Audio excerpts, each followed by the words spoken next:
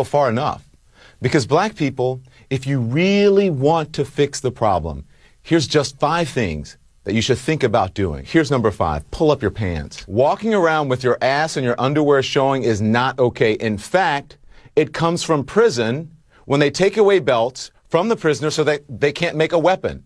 And then it evolved into which role a prisoner would have during male-on-male prison sex. The one with the really low pants is a submissive one. You get my point? Number 4 now is the N-word. We took this word and we made it into poetry. I understand poetic license, but consider this. I hosted a special on the N-word, suggesting that black people stop using it, and that entertainers stop deluding yourselves or themselves and others that you're somehow taking the word back. Now, number 3, respect where you live. Start small by not dropping trash, littering in your own communities. I've lived in several predominantly white neighborhoods in my life. I rarely, if ever, witness people littering. I live in Harlem now. It's an historically black neighborhood.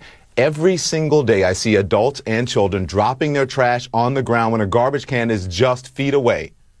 Just being honest here. Number 2, finish school. You want to break the cycle of poverty? Stop telling kids they're acting white because they go to school or they speak proper English. A high school dropout makes on average $19,000 a year. A high school graduate makes $28,000 a year. A college graduate makes $51,000 a year.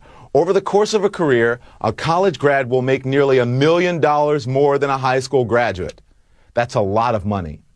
And number 1, and probably the most important, just because you can have a baby, it doesn't mean you should, especially without planning for one or getting married first. More than 72% of children in the African American community are born out of wedlock. That means absent fathers. And the studies show that lack of a male role model is an express train right to prison. And the cycle continues. So please, black folks, as I said, if this doesn't apply to you, I'm not talking to you. Pay attention to and think about what has been presented in recent history as acceptable behavior. Pay close attention to the hip-hop and rap culture that many of you embrace, a culture that glorifies everything I just mentioned, thug and reprehensible behavior, a culture that is making a lot of people rich, just not you, and it's not going to. Wow. Can you